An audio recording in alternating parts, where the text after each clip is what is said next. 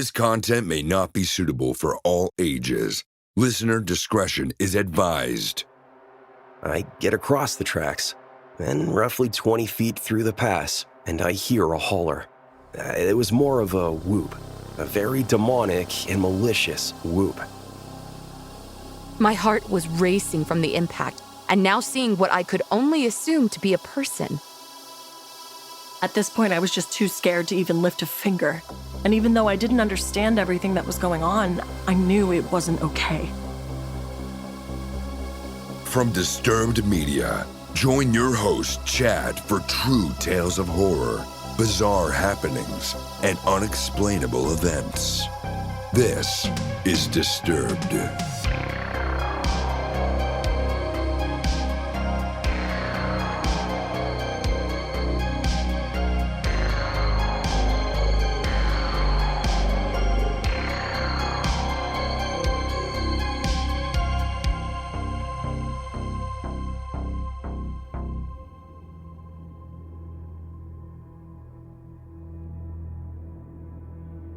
Thanks to Avast for supporting Disturbed.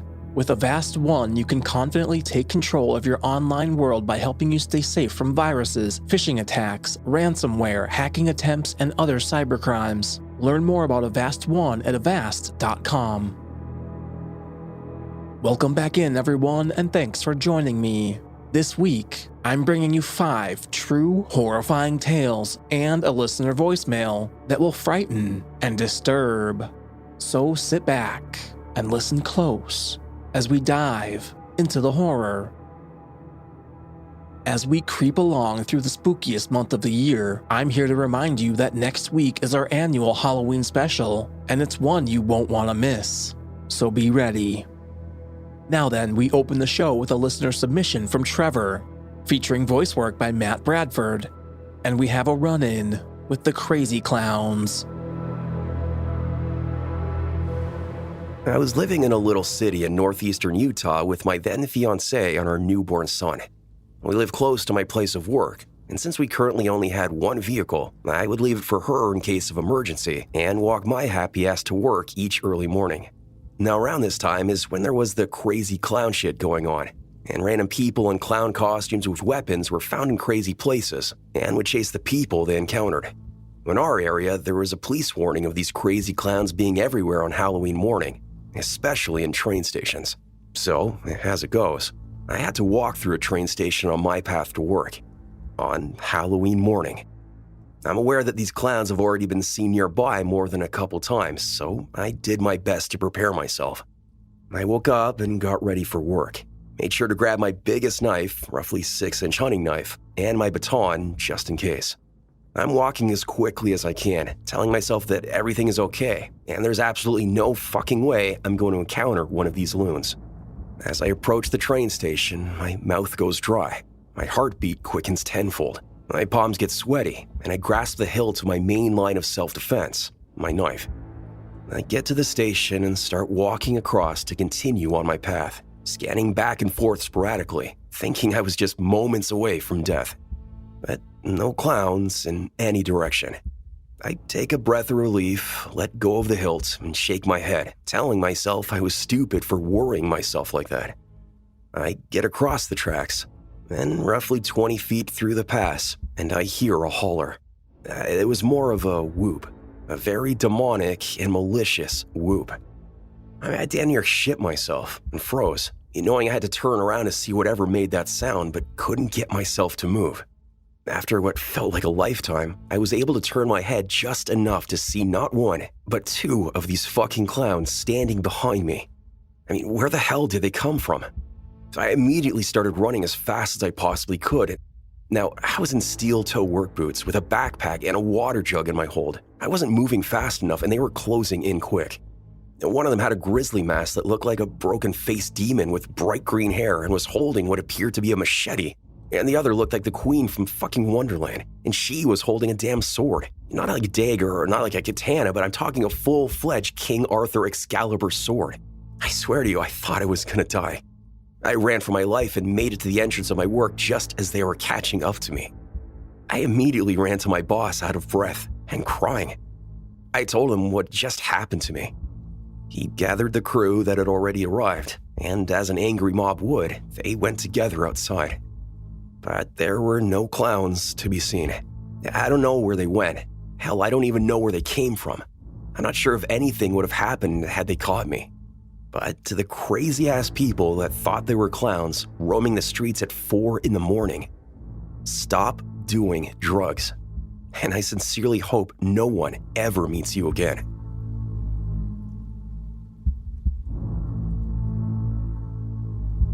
Are you listening alone? Rather brave of you.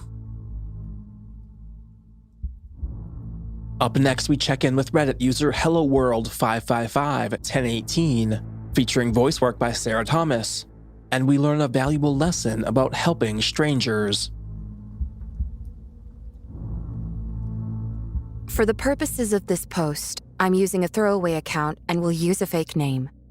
This happened a few days ago while I was on my way home from visiting my friend's house. I was driving on a back road, late at night, in my Tesla Model 3 while it was on auto drive. I'll admit that I was not paying attention to the road and I was on my phone while I had my music in the car playing. The ride was okay and chill for a while, but I'm not really sure of other details because I was not paying attention to the time. Out of nowhere, my car immediately braked and made an alarming sound. I was scared shitless and immediately took control of the wheel and looked through the windshield. When I looked, I saw a figure standing inches from my car, barely avoiding being hit. My heart was racing from the impact, and now seeing what I could only assume to be a person. They didn't even flinch from the sight of almost being hit. I looked at them for a good 10 seconds before I put my car in park and turned on the megaphone to ask them, "Are they okay?" They didn't respond and proceeded to walk near my window. I locked my doors while they were approaching because I was terrified. They asked me if I could roll the window down to speak to them, but I refused and told them that I could hear them from the other side. I then asked them why they were out here all alone in the cold, and they told me that their car had broken down and that they were hoping someone would stop to help them. As they were talking, I got a good look at their face, and they appeared to be 25, 30 years old. After the small talk they attempted, I told them that I would be calling someone to come assist them with their situation. They weren't happy with that and insisted that I drop them off to a friend's house who lived nearby. That's when I became really freaked out and suspicious. They had told me they were waiting for someone, and now they needed to be dropped off. I then put my car back into drive and told them again, from the window since the megaphone is not available in park, that I would call someone to come help them. They then tried to reach for the door handle, but I guess they forgot that Tesla handles are embedded into the car. When they did that, I immediately stepped on the pedal and went flying down the road. I didn't even look into my rearview mirror or put the car back into autopilot. The whole ride back, I was scared shitless. I just got back onto the main road where I hoped to see cars and just floored it home. I couldn't get my mind off of it for the rest of the night. I have suspicions that that guy was not alone and that there were other people with them. I pray that they didn't get someone else who wasn't as lucky as me. I will never in my life stop to help some random person ever again.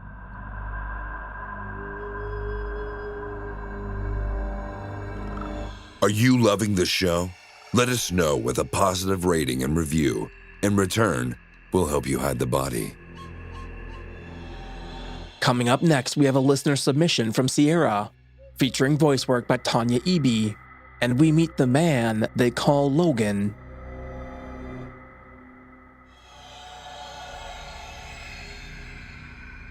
My family, mom, stepfather, twin sister, and myself, 22 female, moved to a rural town in Illinois when I was 10 years old.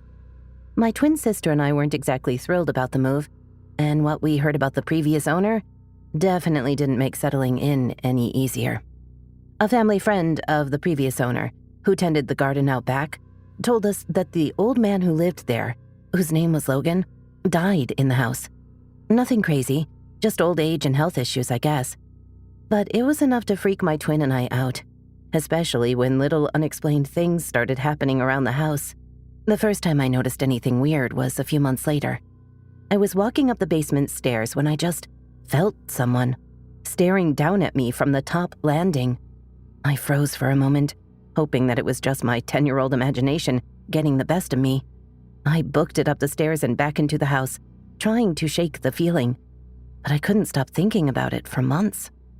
Little things like that happened pretty regularly for about 4 years, but didn't really escalate until my twin moved out and went to live with our dad. Then it started to get a little creepier. I would be doing the dishes after the sun went down, facing the window that looked out to the back garden, when I'd see a person's silhouette in the reflection of the glass, standing in the doorway to the spare room. The room didn't have a door, so it was just pitch black beyond the doorframe. But this silhouette looked like it was level with it, looking out at me while I finished my chores. I whipped around to see who was behind me, knowing that it wasn't my mother because it was too tall, and my stepfather was at work.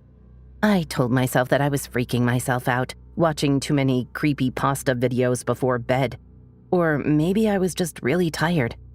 But deep down, I knew that there was someone watching me more often than not. It kept happening. Every time I was in the kitchen after dark or in the upstairs bathroom, someone was always watching me. I never felt threatened by it, but it always sent chills up my spine. I always got the feeling that it was an old man, the old owner of the house. So eventually I started telling Logan that he was creeping me out and to leave me alone. It worked for a while. The last experiences I had were right before I moved out after graduation, and they're the ones that I think about almost every day. There was a mirror at the end of the hall upstairs, and on the other end was the bathroom. The door was installed wrong, or at an angle or something, so it always closed on its own, but stayed cracked open so you could just barely see inside. It was early afternoon this particular day, and I had just finished getting ready to hang out with friends, so I was doing what every Gen Z girl does in her spare time, taking mirror selfies. I was trying to find the right pose for the most epic snapshot of my cute outfit, when something absolutely bone-chilling happened. In the reflection of the mirror, I saw someone's shadow cross the bathroom. It was just me and my mom at home, and she was downstairs, right below me in the living room watching TV. I sprinted down the stairs and told my mom what I saw, and all she said was, "Oh, it's just Logan," with a little laugh and an unconcerned shrug. I avoided the upstairs bathroom at all costs after that, even though my bedroom was about 10 steps away from it. The last one isn't the creepiest, but I'm not the only one who experienced it. I'd be up early in the morning around 4 or 5 a.m. for work and hear someone clinking something against the bathroom sink, like when a man shaves and taps his razor on the sink to get the excess hair off the blades. I heard it often, up until the day I moved out, and to this day, my mom and I still talk about it, even though neither of us live there anymore. I tell myself that it wasn't something sinister to make me feel better, but who knows if it was Logan or something else. I don't think I want to find out.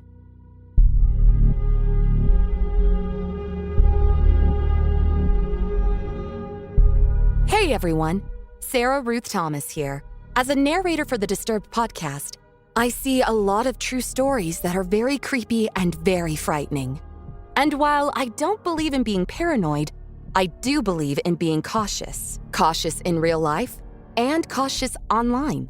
And that's why I would like to thank Avast for supporting the Disturbed podcast. Avast has been a global leader in cyber protection for more than 30 years and trusted by over 435 million users and prevents over 1.5 billion attacks every month.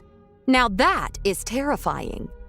Avast gives me digital safety and privacy, no matter where I am or how I'm connecting to the internet. I can enjoy being connected on my terms without having to keep looking over my shoulder. Here at Disturbed, we read stories from people from all walks of life, and Avast has different options to suit your specific needs. Because Avast believes essential protection should be available to everyone, a free version of Avast One still includes award-winning free AV, free VPN, free firewall, and much more. As someone who's dependent upon their computer for pretty much all of their work, it's pretty obvious why I would choose Avast. Avast values privacy and keeps it protected. It has security solutions to stop malware and virus attacks, and Avast performance products clean up and speed up my computer. And since I'm constantly having to download scripts and other forms of media for my voice work, Avast's antivirus and firewall protection are working overtime to make sure that nothing has access to my private information. And did I mention it's very user-friendly, which is a huge bonus for me. Thank you to Avast for supporting Disturbed. Confidently take control of your online world with Avast One. It helps you stay safe from viruses, phishing attacks, ransomware, hacking attempts, and other cybercrimes. Learn more about Avast One at avast.com. Want to listen to Disturbed ad-free? Of course you do. Go to disturbedpodcast.com/support to get your access today. Now back to the horror. Disturbed Podcast with your host, Chad. Next up, we have an anonymous listener voicemail, and we potentially meet an old friend, the Hat Man. Hey, Disturbed. I love listening to your guys' podcast. I thought I'd go ahead and submit a story of my own that happened a few years ago at one of my grandma's houses. I'm going to get started by saying the way this backyard was set up because that's where everything mostly takes place. You walk out of the back door, and if you look to the right, there's the gate that leads to the driveway. And if you look to your left, they have their pool. You go forward a little bit more and look to the right. It has like a lounge area that has like a TV, some chairs, and then like a ton of like stuff in there that they're keeping. And then if you walk forward towards the back of the backyard, towards the back, there's like a fire pit, like a really big fire pit with some chairs around it. And then there's a shed that has like wood, glass, and like tons of tools. And then all of this is fenced off. And the only people that stay there is my grandma, one of her friends, and my dad used to stay there for a little bit. And she has 2 dogs. And one of the dogs is a decently big dog. I don't remember what breed he is, but he's a mixed breed. And then the other one is a Jack Russell. The Jack Russell's name is Mason, and then the other bigger dog is Rebel. So they had left me there alone because they were all going to go out to eat, and I didn't really want to go with. And this was during the summer, so I brought my swimsuit with so that I could swim. And, I was swimming until it got decently late, and it was getting kind of dark, but she had, lights set up out there so that you're able to see. And while I was swimming around, I thought I heard something, but I figured it was probably just the dogs because they were sitting around by the pool, and I was splashing some water on the ground so that they could get some since they couldn't really swim, but they liked the water. I went under the water and swam around for a bit, and when I got back up and looked at the dogs, they were growling in an attack position and looked really alert while they were staring at the shed that's near the back right of the backyard. I was trying to look over there and see what they're staring at, and I couldn't see anything because it was all dark. So I kind of just kept swimming, but I didn't go under the water in case something happened, and I wanted to at least be able to see. While I was taking the goggles off that I had, they started barking at the back of the shed. They moved closer. They moved a little bit closer and were just barking, mildly barking, and they were growling. So I went ahead and got out and got a towel to just wrap around me. I was going to bring them back inside until I heard a twig snap or some of the wood that's behind there. I heard something snap. And when I looked over there, it was that tall figure. It was the top hat guy that a lot of people have seen before, just standing there, peering over the side of the shed, like he was looking from behind it, or at least from the side. I screamed and ran back inside the house, along with the dogs, following me in because I was holding on to their collars. And once I got in, I saw that he had moved all the way out from the shed and was just standing there at the back of the yard. So I got in, locked the door, and turned most of the lights off and hid in the living room. And I was debating on calling the cops, but since I already had known what that thing is and is supposed to be dark energy or bad energy, something like that, cops can't help at all. So I just waited and waited, and until I thought it was safe enough to at least turn the lights back on, I started hearing a knocking or like a tapping on the backyard door. And this door has one of the screen doors. I opened the screen door up to try and like see out of the peephole, and I couldn't see him, but I knew he was there because I couldn't see him anywhere else and there was no one home besides me and the dogs. And they weren't supposed to be back until like later. I tried to peer out from one of the windows that was near there, and I still couldn't see him. But as I was walking back to the living room, the dogs were staring at the window by the front door, and they were growling like they were when they were in the backyard. And he was there again. He was staring through that window, but he was decently far away and by the tree that's in the front. He was standing by that and almost peering around it like he was with the shed. So I went ahead and called my dad so that I could tell him, hey, there's some creepy shit going on. I need you guys to get back. I don't really feel comfortable staying here anymore by myself. So they got back, and the thing had disappeared a few minutes before they got back. It walked off into like the backyard again, and it wasn't there anymore. And there was always some creepy shit that happened at this house anyways, so it wasn't anything out of the ordinary, because there was a lot of paranormal things that happened.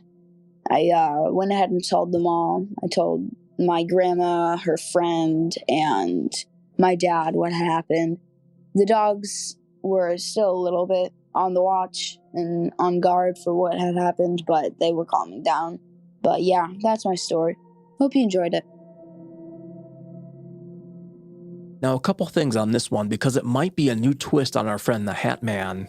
You mentioned you heard a twig snap and saw the figure. Now, was this figure solid in nature? That is to say, as clear as you would see any other person? Or did it appear to be more of an entity, less solid, transparent, or blurred in any way? I think answering that might help clear up things in regards to if this was just an actual person lurking around your property, or if it really was our old pal the Hat Man, who has a bit more supernatural element to him, and has been mentioned in many cases of sleep paralysis, which clearly isn't the case here. So, Anonymous, if and when you hear this, give us a call back on the hotline and let me know how solid this figure really was, and I'll be sure to update everyone on those developments. Now, next up, we check in with Reddit user Rizell222, featuring voice work by Addison Peacock, and we have a terrifyingly close call. When I was a kid, my mom worked as a teacher, and she was very close to a coworker of hers who had a son around my age and with whom I as well was very close. When my mom or her friend would head out for the night, the other would take care of both of us kids, and basically it meant I spent half my time over there, and my friend spent half his time at my house, which was perfect and fun for us. We lived in different cities, but since that kind of system had been going on pretty much since forever, I grew up knowing my friend's city just as well as mine.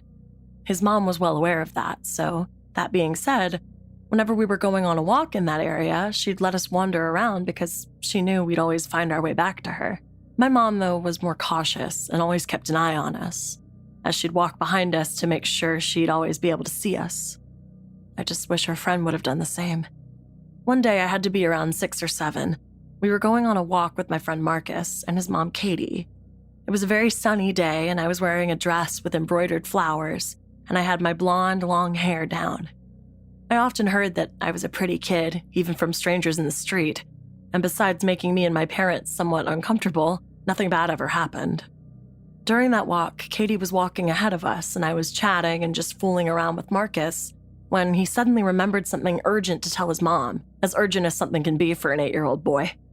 He ran up to her and left me strolling behind for a couple of minutes, just as had already happened 100 times prior.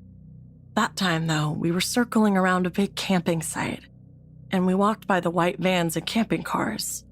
One of those vans had its back doors open, and there was a man, probably in his mid-40s, smoking a cigarette and leaning on the vehicle. He locked eyes with me as I was approaching, then saw that Katie and Marcus weren't paying much attention to me as they were already a couple of meters ahead.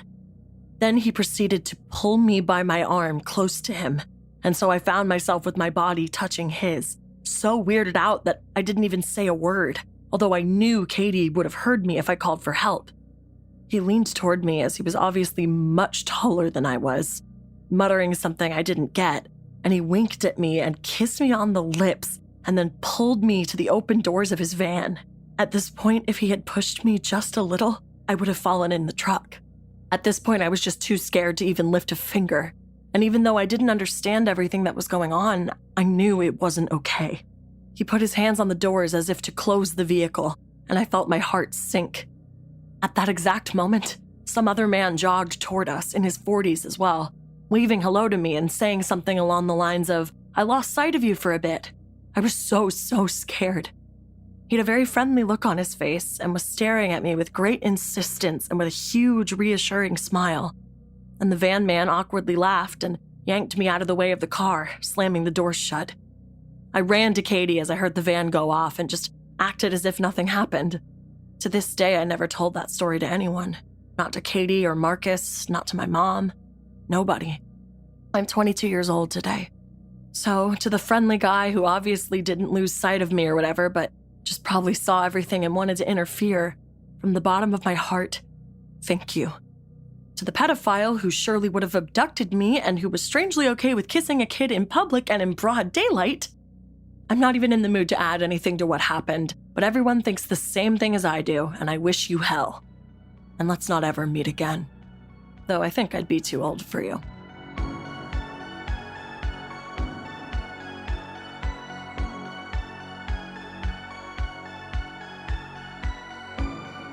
Are you terrified yet? You will be.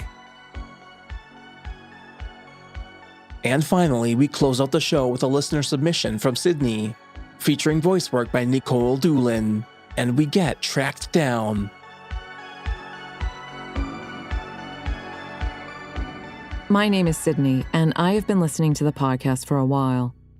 I am just an average teenager from Indiana where nothing exciting happens very often. So when this happened to me, it got the attention of a good amount of people in my small town. I want people to hear my story so they can be wary and remember to always be vigilant. On August 5th, 2015, I was at home alone that evening while my older sibling was at work and my parents were out on a date. I was in the main living room of my tri-level house, messaging my friends on my phone at the time. For some backstory on this, previous to the event, I had been getting messages from a man from Canada whom I didn't know on Snapchat. He was 23 and had been sending me lewd messages, but I showed my parents and I blocked him. He kept persisting, though. He made multiple other accounts just to harass me. He sent messages like, "I will go to your house and gut you like a pig if you don't talk to me, darling." Seeing all of these messages scared me to death, but eventually he stopped making new accounts and sending threats to me. So I just left it at that. Keep in mind that I stupidly kept my location on at all times on Snapchat and completely forgot about it. So that evening of August 5th, I was just relaxing, texting my friends, and taking care of my dogs. But as I was messaging my friends, I received a message saying, "I'm here for you." It was super weird to me at the time, but now it makes a lot of sense. But either way, it made me super paranoid. So I went up to the front door and locked it, then walked to the front blinds. Before I could close them, though, I froze solid. There was a man in my driveway staring directly at me. I just stood there and stared at him until he moved. And he sure did. He started moving towards the side of my house, and I quickly closed the blinds and went for the back door, locking that too. It was glass, so I was scared that he would get to the back and break it. My dogs were going wild at this point, and they weren't going to stop. I tried to hush them, but it didn't work. I was looking down at my dogs when I was trying to hush them, but whenever I looked back up at the glass door, the man was right there. I screamed loudly and stumbled backwards. I was petrified. He started banging on the glass and yelling, "Let me in, love." He was saying it in a loving manner at first, and it freaked me the fuck out. Then he started yelling in an angered tone, "Open the door, you fucking slut! I will kill you if you don't!" When he said that, I immediately just pulled out my phone and took a picture of him. I don't know what made me do this, but the only sense I can make of myself doing that is if I were to get murdered or kidnapped and they couldn't find the person who did it. They could just look through my phone if they had it. But after taking the picture, I immediately called the police. I luckily lived only a few streets away from the police station in my town, so they could get to my house fast. When he saw me on the phone, he ran off somewhere into my backyard and hid. Then I hid. The police arrived shortly after and went into the back. They found the man hiding behind my willow tree in the corner of my backyard. They took him in, and my family arrived home quickly. I never heard from the man again, and I don't know if he is in jail or not. But either way, to the man who came to my house and threatened me, let's never meet again.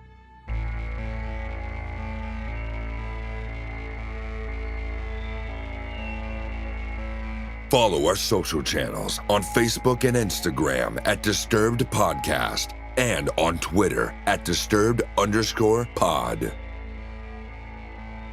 Don't forget you can send in your own true terrifying tale. Head over to disturbedpodcast.com/submit to find out how. And if you'd like to support the show and gain access to bonus episodes, ad-free content, and early releases, visit patreon.com/disturbedpodcast. Or if you're an Apple user, subscribe directly in Apple Podcasts. And a big thanks to our newest supporters, Emily Garreau, Majestic, Carrie Timmons, and Bashful Echo. Thanks to all of you for supporting the show. Music by Carl Casey at White Bat Audio, Co.ag, and Kevin Hartnell. Thanks for listening. We'll be back next Thursday with our annual Halloween special. You won't want to miss it. Keep it creepy, and stay safe out there, y'all.